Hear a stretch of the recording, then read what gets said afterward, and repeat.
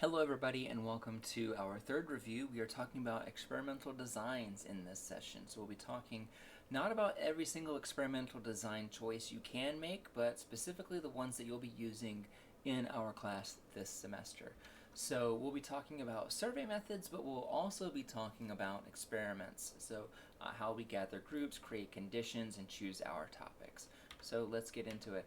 What does a research design look like? Essentially, what a research design is your blueprint. It is, like before you build a house or a skyscraper, you have to start out with a lot of really detailed plans, right? You have to start out with a blueprint, and then you can kind of work from there. You start your foundation, and then you work your way up. The same is true for research methods. Usually, we have to get a really solid foundation, and then we can start building up, which means that our foundation is going to be our baseline knowledge for our field. So we want to try to, as much as possible, learn about our subject and about our topic before we start putting methods into it. Before we start adding variables, we want to have a really solid foundation. So that's where this review of the literature comes in. We're going to try to, imagine what is the purpose of our research, what do we know about this area of research so far, and then you can start putting together the research. So it's not, so a lot of what we do, to be honest with you, is a lot of stuff that is behind, I was going to say behind the scenes, but it's kind of invisible work. And what I mean by that is that a lot of the work that you do whenever you're doing any kind of experiment or any kind of research is not really stuff that you're going to be able to write about or publish. It's going to be a lot of stuff that you know and you've learned about so that you can create whatever it is that you publish. So I know that was a little bit of a long-winded answer to say that it's really, really crucial that we get familiar with our research subjects and our subject areas, I should say, before we really start collecting any data.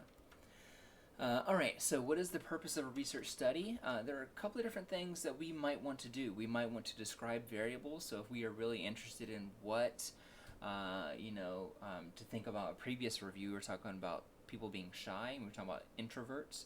So to talk about what introversion is or what shyness is, we need to be able to do research on those items so that we can describe what they are. So maybe we have a research study for that. But maybe it's also to look at relationships, to determine, is there a relationship between how someone dresses and how much money someone spends on food. That's a relationship, and you might expect that whenever people spend more money on clothes, they also spend more money on food, and people who don't spend a lot of money on food don't spend a lot of money on clothes, whatever. That's an example of a relationship. That is something that you might learn about or untangle in your research study. You might want to look at differences. So if you were looking at specifically what's the difference between first-year students and seniors when it comes to hygiene or whatever, then you can look at those differences. Or you can test treatments. You can look at how the effects of, let's say, the effects of a tutor might be on your stats grade, right? That is an example of a condition where you're looking at someone's grade before the tutor, then you look at someone's grade after the tutor, and you determine whether or not that treatment was effective. Or it could be to show, to try to prove that your specific practices, your specific methods in terms of counseling or clinical psychology are effective. So if you want to show that your new idea for therapy, for addiction therapy, is effective, then you can do that using a research study. We see this a lot with COVID, right? When we start talking about how people were doing test trials to see whether or not vaccines were effective.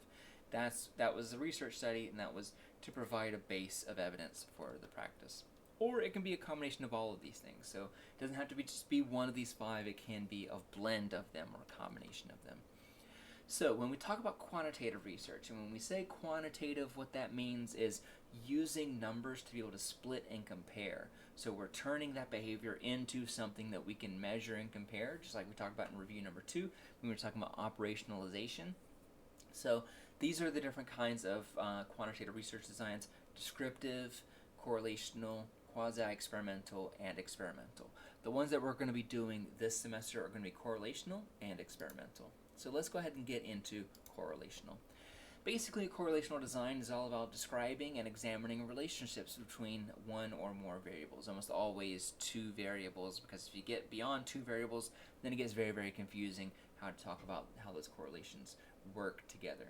So we might look at, for example, are these two variables related in any way? And that would be a descriptive correlational design. If we were to try to look at whether or not one of those variables predicts another variable, that would be a predictive correlational design.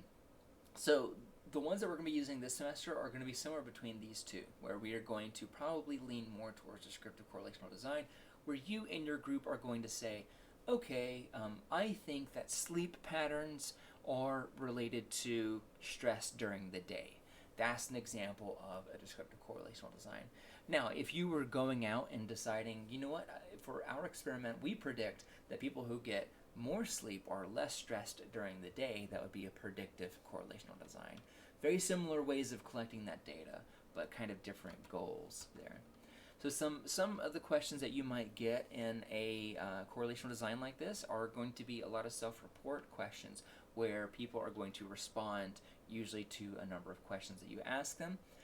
There are a couple of different ways you can ask that question. One is with an open-ended question, where you basically ask someone to respond however they like. So if we're talking about sleep behaviors, we could say, like, how much sleep do you get a night?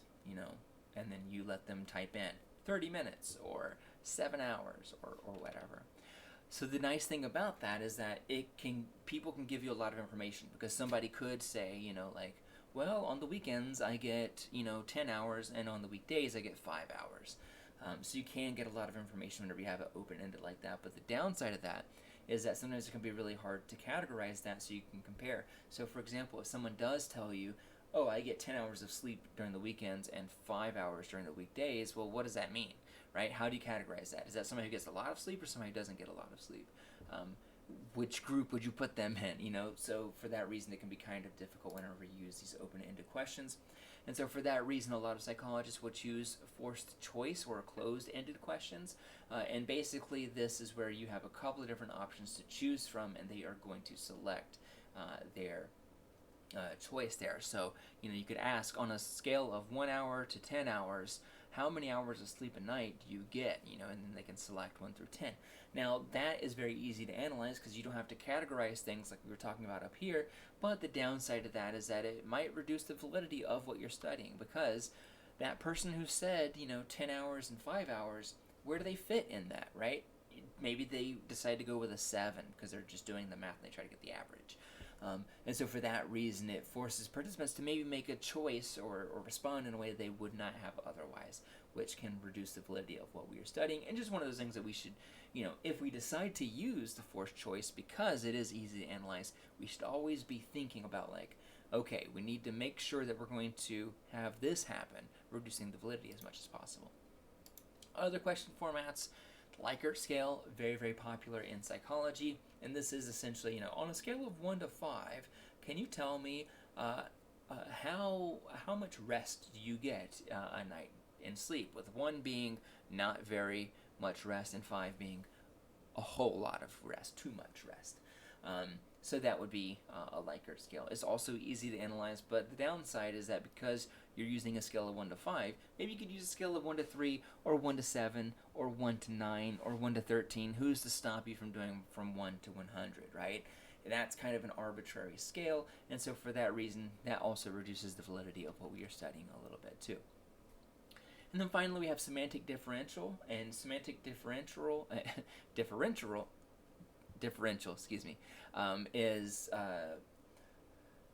kind of like a Likert scale, but instead of having on a scale of 1 to 5, you'll usually see, like, they'll have like 5 options, and each option will have a description of what they are. So you might have, a 1 says, like, very poor drive. Like, I always think about the Uber scale, because I feel like the Uber scale is a semantic differential scale, where it tells you, like a 1 means bad service, and a 5 means outstanding service, and a 2 means pretty good service, and a 3 means neutral service, a 4 means that they played the music at just the right volume, and 5 means outstanding service. So in that case, each of them are, kind of give you their own little description of what that item means or what that ranking means. And those adjectives, what we use to describe that, can actually skew the data, so they may also bias our results. We have to be careful for that.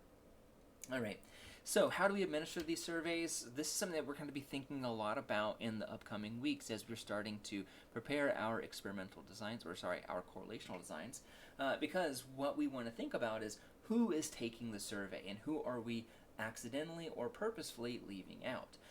So the first step then is to think about your research. Who do you want to make sure it represents? Do you want to make sure that it represents everyone or just a slice of everyone? This is an important question, because I know that I feel like a lot of people, your gut is going to say, well, I want it to be applicable to everybody. I want everybody to be included, I want it to be representative of everybody. But think about it like this, like maybe you're interested in, let's say you're interested in substance abuse, but you're specifically interested in substance abuse for the college population. That means that you're going to be excluding people who are under 18, and you're going to be excluding a lot of people who are not enrolled in college, right? So that is not a super inclusive survey. It's not very representative because it's not really meant to be that, right? You're looking at this specific sample, this specific population, the college population. So that's why I have a picture of college folks here, because a lot of what we are going to be doing is collecting probably college-aged individuals. So that's something to be thinking about. Usually, if this was a perfect world, a perfect universe, we would say like, okay, we set out to study everyone or set out to study everyone in Massachusetts or whatever. But because of the circumstances of our class, we're probably going to have a lot of access to college students, but not that much access to people who are high schoolers or people who are elderly. So think about that in terms of your research topic, of that you're going to have to necessarily gear it more towards college-age folks. So the first step then is to be thinking about, who does this research represent? And then once you have that idea, then think about how do you go about collecting that population. So if we want to say that we want our population to be inclusive of the population of college students at Westfield, then we need to think about, okay, well, how can we appropriately and without bias target those individuals? Because we can't talk to every single college student here at Westfield, right? We have to create a sample, which basically means a smaller set of people from that larger set of people that we hope will generalize to the rest of the population. So we might get 100 people from Westfield instead of all thousands of people. But with that being said, then you should now be thinking about, okay, well, if that's the case, then if I'm going to be pulling 100 people out of this larger population, how can I make sure that this 100 people do represent the larger population? And so you want to make sure that, like, for example, you're not only collecting data in the morning, because if you are, then you're going to be leaving out people who typically come to campus in the afternoon, right? Whose lives might be very, very different than the morning people, right?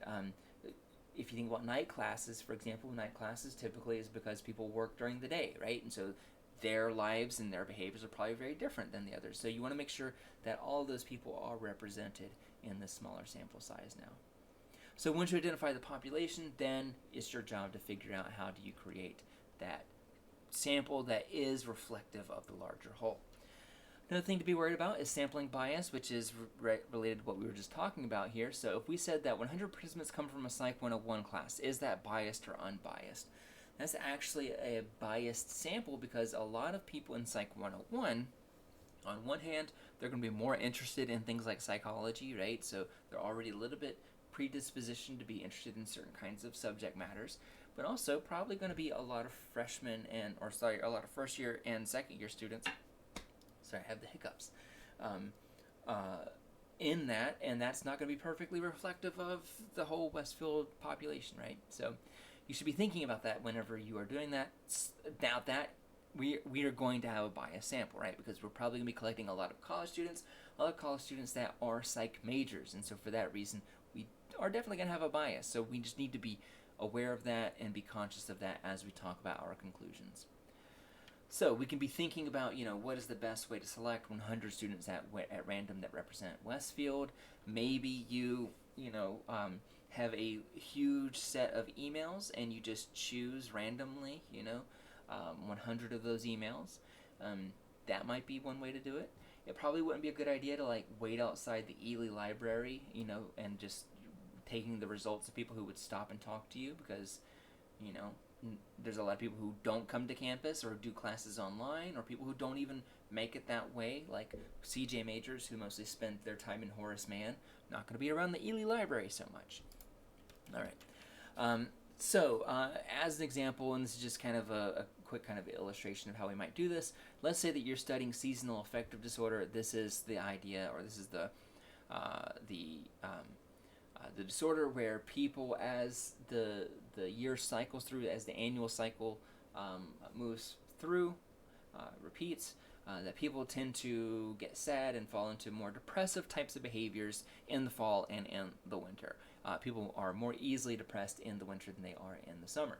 And so I think that is because that there's different availability of light, right? So we know in winter there's less light than there is in the summer, and so I think for that reason, that's why SAD happens. That's why seasonal affective disorder happens. So how can I study that?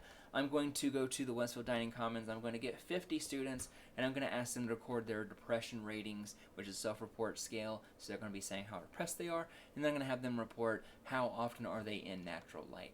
And then I find a negative correlation here, which is that as sunlight increases, depression decreases. And so, what are some of the problems with this particular example? How would I go about correcting those once I identify them? So if I'm looking at this, some of the things I'm thinking about, for example, is like, okay, 50 is a pretty small sample size, but that's fine. We don't have a ton of resources in this class, so 50 is okay. But it's only outside the dining commons, which means that you're only getting people who are on campus during that day, during that time, around lunchtime. So you're potentially missing out on the morning crowd, potentially missing out on the afternoon crowd, potentially missing out on the online students, or even the people who commute, because sometimes I know that a lot of commuters don't have dining plans, and so they're going to be less likely to be in the dining commons. These are all things that we would need to be wary of, because maybe it's the case that people who commute are less prone to seasonal affective disorder. We would never know because we didn't really, measure their behaviors. So other things, if we're using self-report, that's okay, but, there might be better ways that we could go about doing this that we could be aware of, that maybe we'd want to observe, like instead of just asking them, how often do they spend, we might want to spend the day with them and then actually see how much light do they get exposed to make sure they're not lying about these things. We would probably never do that in an actual study, but that's, the kind of things you'd be thinking about whenever you're thinking about what threats to validity are there in our designs. All right, so change gears a little bit. We're going to be talking about experiments now. So everything we just talked about, that's probably what you're going to want to use for your project number 1. You're going to want a correlational design. Project number 2, we're really going to be talking about manipulating a variable. So how do we do that? Basically, the key ingredients to an experiment. One is random assignment, which essentially means that the people in your sample are going to be randomly assigned to conditions or to groups. So it's not the case that the first half of people who enroll in your experiment are going to get group 1, and the second half of the people who enroll are going to get group 2. That's not random assignment, so that's not a proper experiment. So we'll want to, if we're going to collect 100 people, then those 100 people can randomly be assigned to any of those conditions or groups that you create. The second key ingredient here is going to be an independent variable. So you, the researcher, you and your team are going to manipulate one of these variables. You're going to either have people listen to instrumental music and some people listen to music that has vocals over it. Or maybe you have one group listen to hip-hop and one group listen to country music or whatever. That will be an independent variable because you are deciding, okay, now these people are put into groups, that this group is going to get this and this group is going to get that. That is your independent variable. And then also another key ingredient is going to be controlling the settings.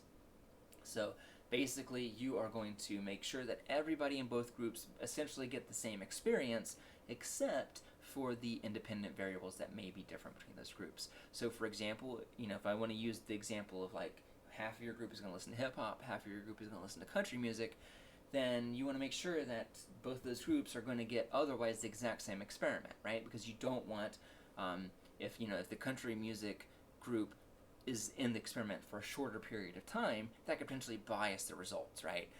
So you'd want to make sure that the groups are roughly equivalent. They have exactly the same kind of experience, except for in the independent variable there.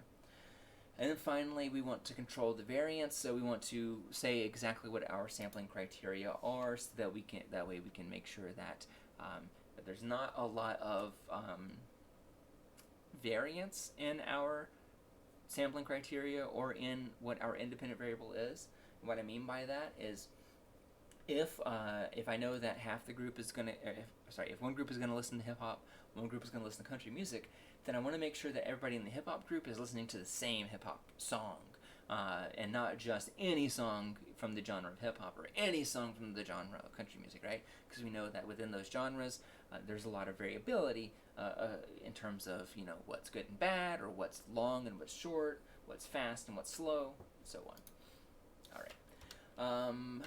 So let's say that we had a randomized groups design. This is sometimes called a between groups design.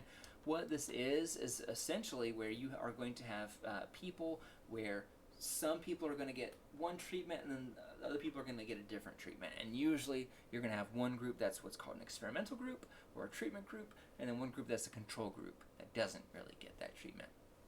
So an example of this, and so as y'all know, a control variable or control group is a group that doesn't get the independent variable like the others do. So we were just talking about this example of hip hop and country, but we didn't really have a control group there. So we'd actually want something that's probably like and I guess we should go ahead and talk about what this experiment is before we as if we're going to be talking about it in hypotheticals. Let's say you're interested in whether or not hip hop or country music has people work more effectively when they're studying. So do people get more work done when they're listening to hip hop or when they're listening to country music? What you'd want to do is you'd also want a third group where people don't listen to anything, where people are just studying without the effect of any kind of music. Why is that important? Because let's say that you're looking at this and you find that both those groups, the country music group and the hip hop group, they do the exact same level of studying. There's no difference there. Is there any conclusions you can draw from that? Maybe not. But if you have the control group that doesn't listen to music and you find that they do better than both of those groups, that might mean that music overall is distracting, right? So that's what so that's one of the things you'll want to be thinking about is what does the control group look like here? It's fine if you want to compare different music genres, but you also want one group where there is no music genre, so that way you can look at what happens with regular control behavior. All right. So you want to make sure you randomize the subjects. You want to make sure that those subjects come from a population you have identified that you want to study. And usually, if you can, you want to use this from all over the country and not just here in Westfield and one part of Western Massachusetts. So, things to be thinking about. Some of these things, like I said, are not going to be things that we can do, but we should at least be thinking about them. All right, so interventions. An intervention design, sometimes called a within subjects design, is where you have different kinds of conditions, essentially. I always got confused with what a between subjects and what a within subjects was whenever I was in college, and I feel like it would have been so much easier if people just described to me those as group designs and condition design. But books do not call them that, so if that doesn't help you, then don't worry about it. But within subject design is also a condition design, and ultimately what you want to do here is you want to have something like a pre-test and a post-test, where you're going to have people come in, they take your test or they take your survey, you give them some kind of condition, and then you do the same test or the same survey, and you look to see whether or not those values changed. So an example of this would be like if you were looking at whether or not hip-hop music or country music made people anxious. And so one way that you could do that is you get people's anxiety scores, then you have them listen to country music, and then you see where their scores are, and then if they are less anxious or more anxious, then you can say, okay, it looks like country music made people more anxious, or it looks like it made it less anxious, so on and so forth. So in that case, you're having the same group of people, but those same groups of people are getting both, like they're they're getting all of the different kinds of independent variables. So in this case, you know, they have this control condition where they don't listen to the music, then they do listen to the music, and then you get it afterwards. So each subject has their own point of comparison as a control, because they did it before and they did it after. So you can see within subjects for each person, did that variable change that, their results. So that can be a physiological design, so where, maybe instead of having a survey, we're looking at heart rate, right? Maybe it's psychological, maybe it's educational, and maybe it's a combination of all these things. So, an example of this would be like if you were looking, like nursing students typically look at these kinds of designs whenever nursing students do research, because they usually look at whether treatments are effective, right? So you have baseline or control condition, and then you have the treatment, and then you see whether or not that treatment affected health outcomes. That's a very simple within subjects guideline, or within subject design. Some of the guidelines that we would want to be thinking about here is whether or not our interventions, our treatments, or our conditions are described in detail, so that other people can also replicate this and do this as well, and that every time we do it, it's exactly the same. We can be thinking about whether or not what we are doing matches up what was done in the literature, so we need to make sure that what we're doing makes sense with what everybody else has found with, basically 100 years of research behind us. And also to be thinking about whether or not this was the right treatment for this kind of condition. And also who implemented the treatment. So if you're thinking about, therapy and whether or not certain kinds of therapeutic outcomes work, you should be thinking about who implemented that treatment. So was this just physicians, or was this also clinical psychologists? Was it psychiatrists? Was it counselors? Things like that. Things to be thinking about was, is there any different kinds of control groups or control conditions that are accurately described? You want to make sure you have something like that. And does it make sense with the conclusions that they have? All right. Things that I'm going to talk about very quickly here. These are different things that we should be thinking about as we are related to design. So let's kind of talk about what some of these are. We want to talk about potential causes of bias in our research. Number one is going to be us. Are we biasing the research in any way? You can imagine very easily how you might bias somebody just by being in the room with them sometimes. If you're asking people about illegal behavior or sexual behavior, people are going to respond more conservatively if they have somebody else in the room with them. They would respond maybe very differently if they were at home taking it, or if they were, in a psychiatrist's office taking it. You should be thinking about whether or not individual subjects could potentially bias the results here. Maybe they are extreme examples, and that might bias the subjects here. We can be thinking about how these groups are formed, how they're measured, how we collect the data. All of these things are things that we might want to be very careful with. So how groups are formed. I mentioned earlier that you want to make sure that these things are randomly assigned, right? You want to make sure that it's not just the first half of the people that sign up get experiment 1 or get group 1, and the second half get group 2, because think about it. Like, the first people who sign up, those are probably going to be the students who are very proactive, who are very gung-ho and very assertive, and the people who get in the, respond at the very last minute might be the students who are not as usually well prepared, who might have a lot going on at home. And so for that reason, if you were dividing it up between who signed up first and who signed up second, that can really distort those groups, right? Because those groups are no longer balanced if you do it that way. That's just an example. All right, so what kinds of questions should we be thinking about? You should be thinking about whether or not your manipulation was effective, whether or not it was like a good manipulation or not.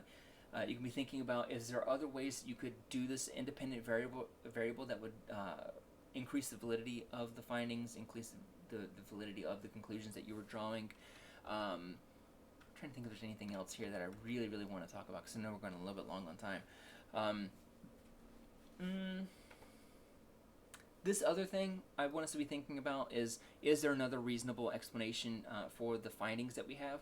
this is something that is crucial that every time I've taught this class is usually one of the things that students struggle with, because at the very end of your paper you want to also say, you know what, here's what we found, but here's also another alternative account that could explain that.